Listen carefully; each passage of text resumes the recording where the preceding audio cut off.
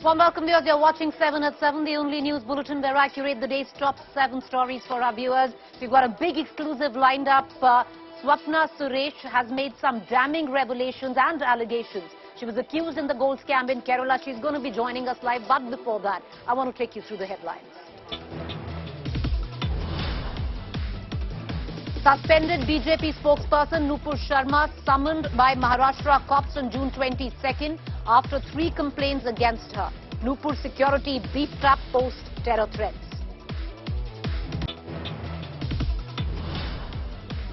Massive cash and jewellery haul from Delhi Minister Satyendra Jain aids. ED recovers 2.82 crores and 133 gold coins from his aids.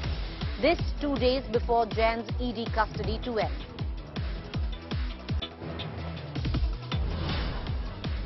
Nine days of murder of Sidhu Moosewala. Congress MP visits family of the singer who fought last polls on Congress ticket. Gangster Kekra who tipped off killers after selfie arrested.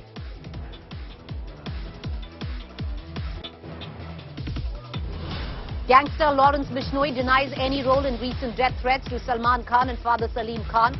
Salman in a statement says he does not know who Goldie Barar is. Massive escalation in Karnataka's Nika Walls. Chief Minister Bommai slams Congress. Chaddi burning protest, calls it a weak political stunt. Free Tamil Nadu temples campaign gain momentum. Revered temple pontiff in Madurai levels sensational graft charge at DMK government.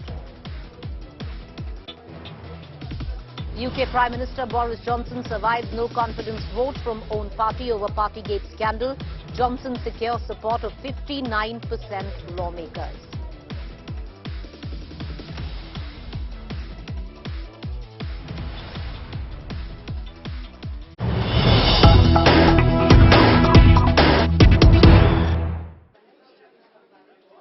All right, viewers. Big news break coming in right now on India Today, which seems to suggest that Swapna Suresh, who was one of the main accused in the gold smuggling case in Kerala, has made some damning allegations against Chief Minister of Kerala, Pinarayi Vijayan, and his family. Swapna has accused the ex-Chief Minister's aide, M. Sivasankar, the Chief Minister, his wife, daughter, an IAS officer, Nalini Nattu, and former Minister K.T. Jalil. She said in 2016, Siva Shankar contacted me for the first time when Chief Minister was abroad and said that Chief Minister forgot a bag and that needs to be sent immediately. In that bag there was currency. We sent the bag with a diplomat. Swapna Suresh also went on to say that biryani vessels with huge weight, which means there was not just vessels but also some metal, was sent from Consulate General residence to the Cliff House, official residence of Chief Minister of Shiva Shankar's direction. That's the latest that is coming in, viewers. Huge revelations that have been made, or rather damning allegations. Whether there's truth in it, it's a matter of investigation, but these allegations are leveled by Swapna Suresh and they are placed at the doorstep of the Chief Minister of Kerala, Mr. Pinarayi Vijayan. Way back in ഇതെല്ലാം തുടങ്ങുന്നത് എങ്ങനെയെന്ന് വെച്ചാൽ way back in 2016 Honorable Chief Minister ദുബായിൽ പോയ സമയത്താണ് ആദ്യമായിട്ട് ശിവശങ്കർ എന്നെ contact ചെയ്യുന്നത്. കോൺസുലേറ്റിൽ സെക്രട്ടറി ആയിട്ട് ഇരിക്കുന്നുണ്ട്. പുള്ളിക്കാരൻ പറഞ്ഞു Honorable Chief Minister ഒരു ബാഗ് മറന്നുപോയി. ആ ബാഗ് ഇമ്മീഡിയറ്റ് ആയിട്ട് എത്രയും പെട്ടെന്ന് ദുബായിൽ എത്തിച്ചു തന്നെ ആവണം. അങ്ങനെ നമ്മളുടെ കോൺസുലേറ്റിൽ ഒരു ഡിപ്ലോമാറ്റ് അഹമ്മദ് ദുക്കി എന്ന് പറയുന്ന ഒരു ഡിപ്ലോമാറ്റിന്റെ കയ്യിലാണ് ഈ ബാഗ് കൊടുത്തുവിടുന്നത്. ആ ബാഗ് കോൺസുലേറ്റിന്റെ ഒഫീഷ്യൽ കൊണ്ടുവന്നപ്പോൾ നമ്മൾ മനസ്സിലാക്കിയത് അതിന്റെ അകത്ത് കറൻസി ആയിരുന്നു. അങ്ങനെയാണ് ഇതെല്ലാം തുടങ്ങുന്നത്. All right, these are sensational charges, viewers, that have been leveled and they've been taken to the doorstep of the Chief Minister of Kerala. They've been leveled by Swapna Suresh, who's one of the prime accused in the gold smuggling case. She has not just alleged that that corruption charges leveled at the Chief Minister, but also involved the family of the Chief Minister as well.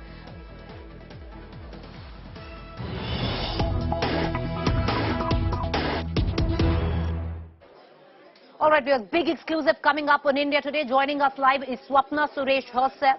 She's made some damning allegations, corruption charges, which are huge if investigated, and they involve the Chief Minister and his family of Kerala. Ms. Suresh, appreciate you taking the time off joining us on India Today. My first question, madam, comes to the point. Let's break down on what you have alleged. In the involvement of the Chief Minister and his family. You've even spoken about his daughter. You're claiming that the daughter and Ms. Vijayan's wife was also involved in this corruption racket. I want to ask you, you mentioned that a huge bag of cash after instructions from Shiva Shankar was for the Chief Minister. What makes you say that, sir? That, ma'am?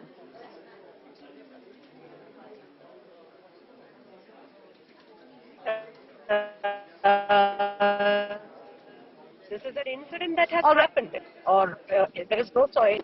This is how I got acquainted with Shiv Shankar, sir. Ms. Suresh, we're going to take 30 seconds because, you know, this is a very serious allegation that you've made.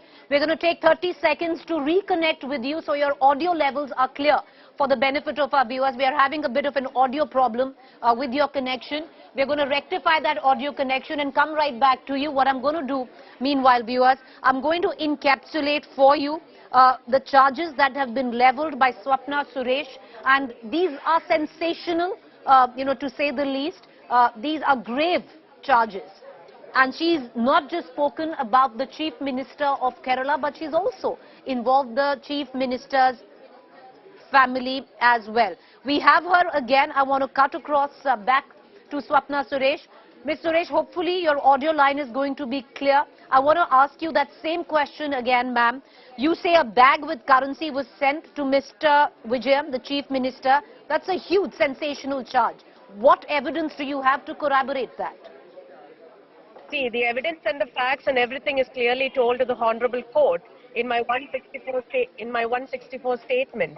And there was a bag full of currency that had been sent in the year 2016 through a diplomat of the Consulate General for Mr. Vijayan by the instruction or as requested by Shiv Shankar, and the baggage was also collected from him. So all the details pertaining to this and the necessary evidence have been given to the Honorable Court as well as to the different investigating agencies. I have already given my 164. I've already given my 164 prior to this in the customs case.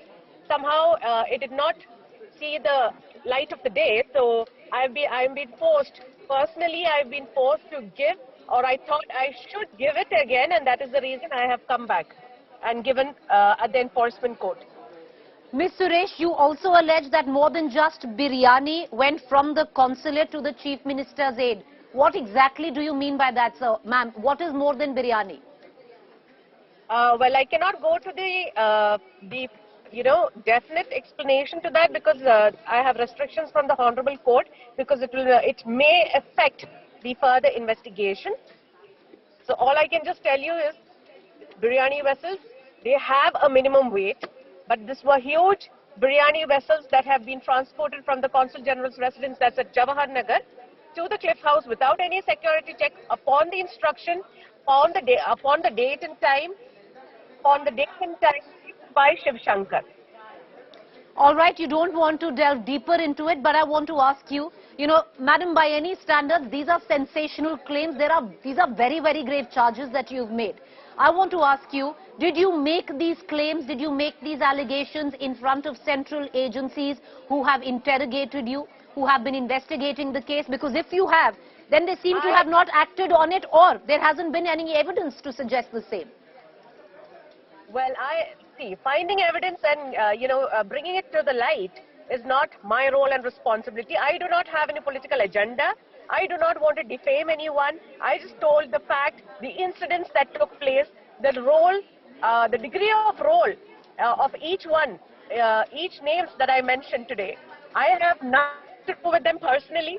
I do not want to defame anybody by saying the lie. Did you make these claims in front of the central agencies who interrogated you, ma'am? I have already given a 164 prior to this, and I have not given anything different from the statements that I have given to the investigating agencies prior to this. Okay, you're saying you've given exactly these claims to the investigative agency as well. So there could be only two things. One, that the investigative agency did not act on it, on the claims that you have made, the allegations that you have made, or they did not find any evidence. We're going to look at that, but I want to ask you the next question. You have not just involved the Chief Minister of Kerala, you're also talking about the family, the daughter, the wife of the Chief Minister involved in all of this. To what level was the family of the Chief Minister involved according to you? See, everything about each one of them, whether it's the family, whether it's the friend, or whether it's the secretary, whoever it is, irrespective of who it is, it doesn't matter to me. I have just told what I know and about the incidents that have taken place during this period, and I have just informed it to the Honorable Court so that the Honorable Court may take proper actions, or if if something has to be done on that. So I am not bothered whether it is the wife, the daughter, or the secretary. It doesn't really matter to me. It is just that I have to clearly put my foot down and say these were the incidents that took place. That's it. I'm going to ask you two quick questions, Ms. Suresh, and one of them is what the CPM alleges. The party says that all of these allegations are only coming now with the recent by-elections debacle in Kerala where the party is in question. You're taking advantage of that. I do not have to take any advantage of any political parties or their elections or whatever, because I am not a political person, and neither any Right. party and stood by me supporting me. I don't care whether it is politics, whether it's party or whatever it is, because I am just a normal lady or a woman or a Yes. normal mother, and I should be given the right to live without threat. That's my aim. That's You said all. you said you want a right to live without threat. I want to ask you another quick question, ma'am. Till now, there's little clarity whether you have spoken with Chief Minister Pinarayi Vijayan on his own, or did he always interact with you through the virtue of his aides? Well, these details I have already given to the Honorable Court, and there will come a time, there will come a situation, there will come a proper time where I'll be able to give you more and more Okay. details in the coming days. Why do you say your life is under threat? What evidence do you have, ma'am, to suggest the same? I don't think I have to give any evidence to the media. I have already given enough and more reasons to the Honorable Court, and they're considering the protection factor of it. All right. That. Appreciate you taking the time out, Ms. Suresh, and joining us. Thank you there. You've put your point of view. Grave allegations, sensational to say the least. Is there any meat in them? Is a matter of investigation. We are going to leave it at just that. Moving on right now from the big exclusive there, I want to cut across to the other big developing story that we are tracking, and that is the health minister in question, where Delhi Health Minister is concerned, Satyendra Jain. The ED viewers has said that an amount of 2.82 crore cash was recovered from the aid of Satyendra Jain, as well as 130 gold coins and biscuits, gold biscuits have also been recovered from Satyendra Jain. The aides, in fact, not Satyendra Jain in person, but the aides of Satyendra Jain. There's no mention on who these aides are, how has this amount of cash, the gold coins, the gold biscuits, how have they been recovered? We're going to try and get in a larger understanding. We're going to cut across to our reporter. Munish Pandey joins us live. Munish, give us details. Who are the aides that are being talked about, that Satyendra Jain's aides, on them was found 2.82 crore of rupees and all these gold coins and biscuits? How are they associated with Satyendra Jain? Yeah, well, Preeti, Satyendra Jain is already in the custody of Enforcement Directorate, and what the sources within the agency have told India Today, that while they were investigating this case, they got to know about certain people who are business associate of Mr. Satyendra Jain. After getting that information, yesterday, 7 locations in the national capital, those locations were searched. Now, according to ED, these are the business associates of Satyendra Jain, including the residents of Vaibhav Jain and Ankush Jain. And Vaibhav Jain and Ankush Jain are linked to those companies which were allegedly involved in laundering of 16 crore rupees by Satyendra Jain and his family members. So these premises are linked to the business associates of Satyendra Jain. Now, what ED claims that during these searches, they have recovered more than 2.82 crore rupees in cash, and apart from that, they have also recovered gold jewelries, including 133 gold coins. Now, Satyendra Jain... Aides were involved, and what is the proximity in terms of closeness to Mr. Jain and his family? Yeah, well, Preeti, as far as Ankush and Vaibhav Jain are concerned, they have already recorded their statement before the Income Tax Department, and in the IDS scheme, they allegedly told the Income Tax Department that the 16 crore rupees which were laundered using the 4 companies in which Mr. Satyendra Jain, Vaibhav Jain and Ankush Jain were partners and directors, those companies were involved in laundering 16 crore rupees, and that 16 crore rupees belonged to Satyendra Jain. That is what Ankush Jain and Vaibhav Jain disclosed before the Income Tax Department in 2019. There is a High Court order. So, in overall, we can say that according to the ED and other investigative agencies, these people are business associates who were partners of Mr. Satyendra Jain in 4 companies linked to Mr. Jain and his family members. All right, Munish, appreciate you joining us. We're going to come back to you for more updates, but a lot of political reactions coming in. Let's listen in.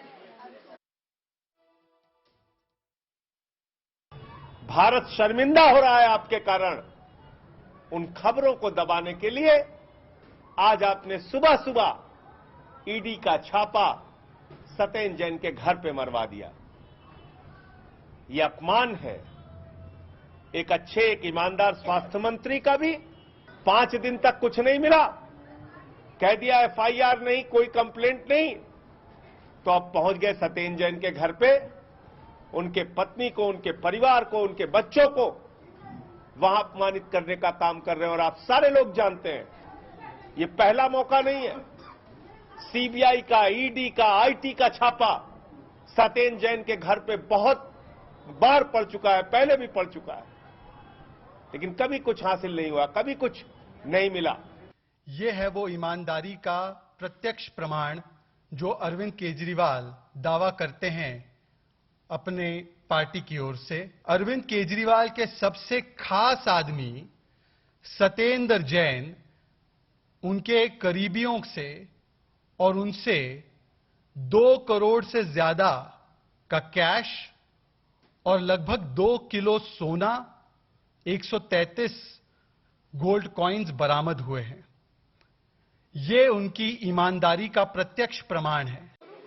Viewers, I'm going to shift focus to the other big political controversy that is peaking as we speak, and that comes at the back of the suspension of Nupur Sharma, now of course suspended from the BJP but the party spokesperson. She has been summoned by the Mumbai police on 22nd June. Cases have been registered against her in Mumbai and Thane. Nupur has been summoned to record her statement. This is in case of a case which was lodged FIR by Raza Academy for insulting religion. In Mumbai, Mohammad Gufran Khan, a teacher, has also complained against Nupur Sharma. Meanwhile, Delhi police has beefed up her security in midst of threats. Nupur's security was increased after terror group Ghazwatul Hind issued a threat to the BJP government. The diplomatic fallout over Nupur Sharma's Prophet Muhammad comments also continues. UAE has now become the latest country to condemn the comments made by Sharma during a TV debate.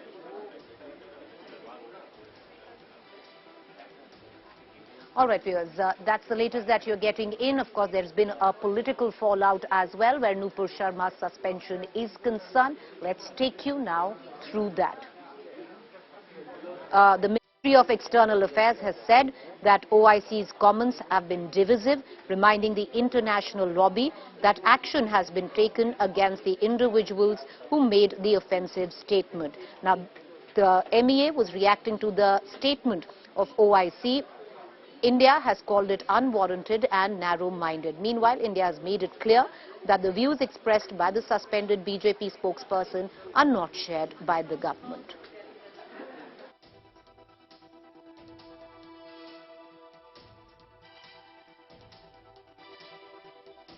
All right, let's get you the very latest coming in from England. The latest, viewers, is that Prime Minister Boris Johnson won a no-confidence vote. This is how it all entailed.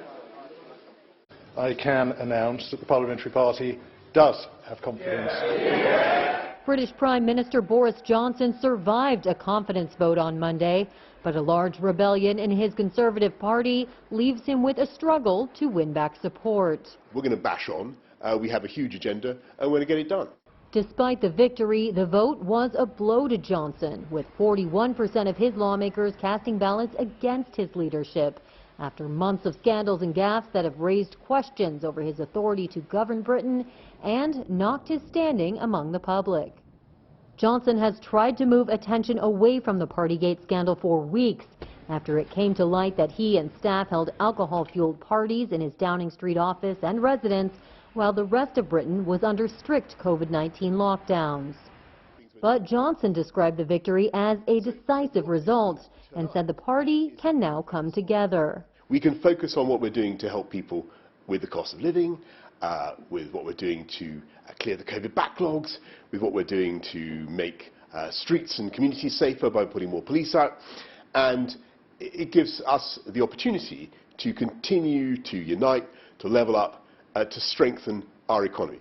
Johnson won the vote 211 to 148, a worse showing than when lawmakers tried to oust his predecessor Theresa May, who won her vote but then resigned 6 months later.